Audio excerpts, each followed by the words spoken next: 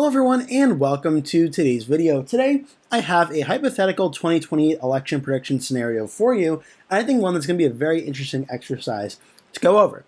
So I was looking at the recent polling data for President Trump, and President Trump currently sits at negative 6.2% in the Real Clear Politics polling average. And I was looking at what his numbers were heading into Election Day, and what ended up happening was it wasn't too far off, where it was 44.9% for Trump, 51.9% on disapproval against Trump, very similar to what it is now. So I thought it'd be fun to do a hypothetical 2028 election prediction based around these numbers. Now, Vice President J.D. Vance, being the Republican candidate in this scenario, and his own Real Clear Politics polling average is down by about that same spread of 6.7%. So roughly, it would be around those same numbers. And for today's video, for the Democrats, I'm using Gavin Newsom, the governor of California, who has been surging in recent days in the polling averages. Now he is now essentially tied with Pete Buttigieg for second place in the Democratic Party primary polling after two polls had Newsom surging very strongly there. So I thought it'd be fun to go through the 2028 map and assign the states based on how this election would go and how I projected to go based on the current polling data of the president and the vice president, with Newsom being the Democratic nominee. Now, first things first, there are a good number of states that we already know how they are going to vote in 2028. So Gavin Newsom, we know with almost 100% certainty, are going to win all of these states by more than 15% of the vote. Washington, Oregon, his home state of California, and Hawaii, all of these states were safe or right around safe in 2024, and in this scenario in 2028, they would be yet again. The state of Illinois, which did fall under 15 points in 2024 in this scenario, with after 4 years of President Trump being president and with these current approval numbers, I think we would see Illinois in this election environment end up being safe for the Democrats. We'd also see Washington, D.C. being safe. The state of Maryland would be safe, as well as Delaware. New Jersey would actually not be safe, whereas New York, I think, would break above 15 points. Connecticut would, Rhode Island would, Massachusetts, Vermont, New Hampshire would not, but Maine's 1st congressional district would be safe. So pretty much guaranteed, we'd know Newsom would get about 167 electoral votes, really without trying. Now for J.D. Vance, there are still a good number of states where he would break 15%, pretty much guaranteed. These states are Utah, Wyoming, Idaho, Montana, North and South Dakota, Nebraska, the state itself, and its 3rd congressional district. Kansas, until proven otherwise, would probably break 15%. Oklahoma, Missouri, Arkansas, Louisiana, Mississippi, Alabama, Tennessee, Kentucky, Indiana, West Virginia, and South Carolina. All these states would be pretty much guaranteed to be more than 15% wins for J.D. Vance against Gavin Newsom. So essentially, you could say that's where the election starts off, but there are still a lot of states that may be a point or two shy of that 15% threshold based off the 2024 results and projecting what this election would be like. For 2028, we do have a good idea how these states will go. Firstly, for the states for Gavin Newsom is the state of Colorado and its 10 electoral votes. This would be the first likely Democratic state, probably around a 13.5 to 14 point margin of victory after voted for Kamala Harris by about 11 points. I think we'd see Newsom win this one by a little bit shy of 15, but that would certainly be a likely Democratic win. I think the state of Maine would also be probably the next sure bet on the likely Democratic side after it voted for about 7 points for Kamala Harris in 2024. After that, you're getting into the more lower side of the likely side, Virginia, which was about a 6-point Democratic win in 2024. For this scenario of Newsom versus Vance, based on these polling numbers, we'd probably see Virginia being around a 8 to 9 point victory, kind of what the governor's race is tracking to be at this current point in time. I think we'd probably see that in the state of Virginia. New Jersey is going to be interesting because how that governor's race goes could provide some indication how this one could go, but also as New Jersey was relatively similar to Virginia in terms of the electoral vote count, New Jersey in this scenario would probably be a likely Democratic win as well. Now, the state of New Mexico voted for Kamala Harris, I believe, only by 6 points. Again, very similar to New Jersey and Virginia in terms of that. I think in this scenario would also be in the likely Democratic category, again, forecasting for 2028 in this scenario. This puts Newsom up to 211. Now we're going to have a few states that I'm going to put as likely Democratic for Newsom that were actually under 5 points. So they were lean Democratic in 2024, but in this scenario, I would have them into the likely Democratic category. The first would be the 2nd congressional district in the state of Nebraska. Unless this is redrawn, in the coming months or so, it voted for Kamala Harris by 4.7%.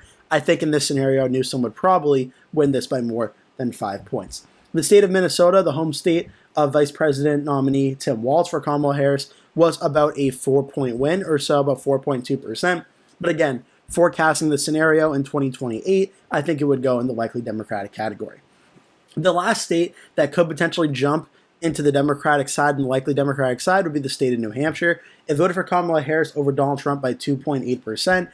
After 2020, where it voted for Joe Biden by 7.4%, but in 2016, it only voted for Hillary Clinton by 0.37%.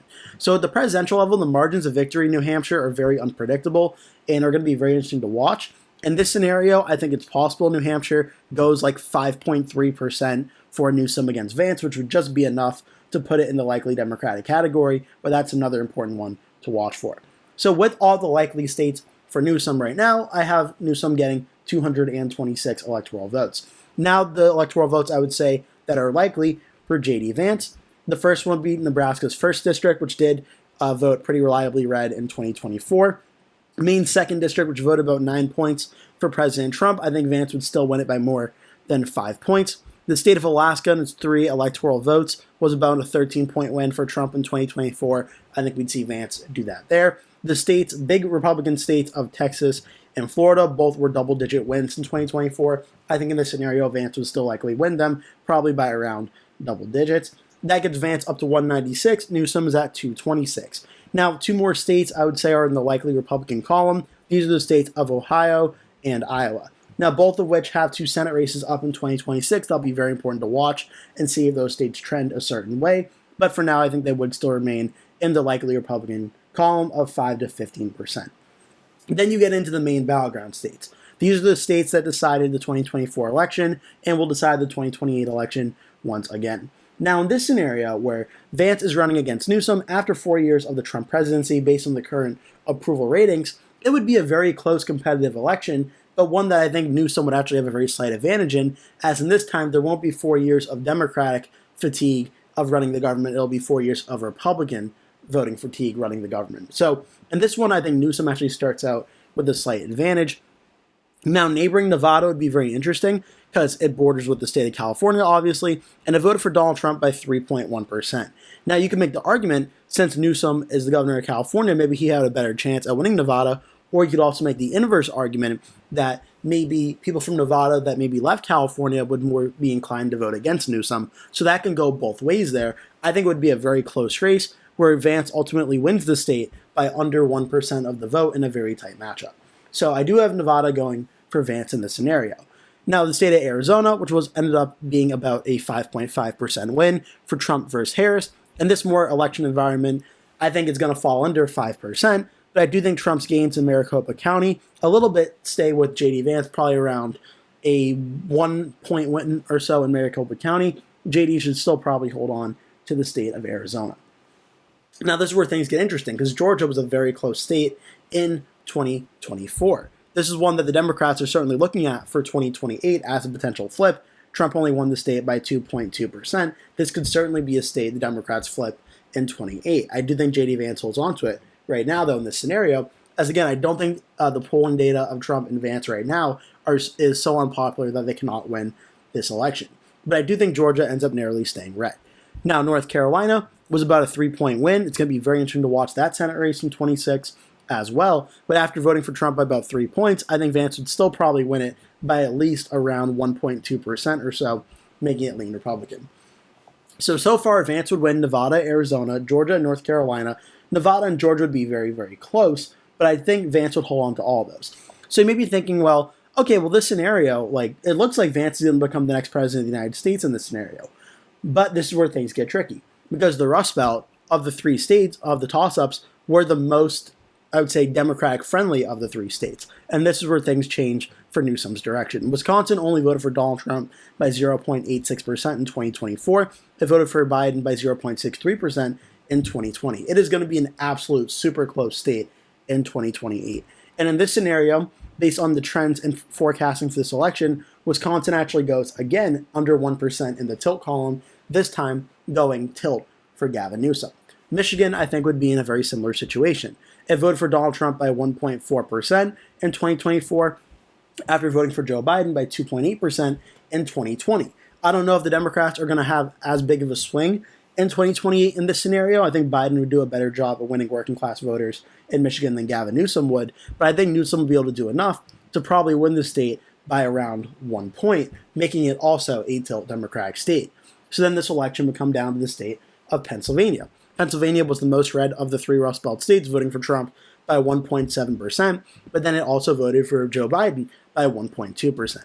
This is one where this could take 2 or 3 days to decide who ends up winning the presidential election by how close Pennsylvania would be. And Trump made very narrow instrumental gains in the state, or incremental gains in the state of Pennsylvania, which ended up giving him a very narrow victory. Based on this scenario, in this very divided election, Pennsylvania would vote on my rankings by about less than half a percentage point for Gavin Newsom. So forecasting for 2028, if the polls stay the exact same way they are now, factoring in things like J.D. Vance, yes, he would be running as the vice president for President Trump, but he likely won't have the same amount of voter turnout that President Trump did. It'll also be a different election environment where more independent voters that voted for Trump last time, if they don't like the job Trump is doing this time, they're not going to vote for them in the same numbers they will for Vance. That gives Newsom a slight advantage. Where I think Newsom, based on this scenario, would actually win 270 to 268 against Vance in one of the closest elections, really the closest election in American history on this scenario. So I thought this was really interesting. Make sure to leave your thoughts down below what you think about this election scenario, and any other comments or questions or suggestions you want to make, please leave it all down there. Thank you so much for watching. Again, please remember to hit like and subscribe for more videos like this one, and I hope to see you in a future video.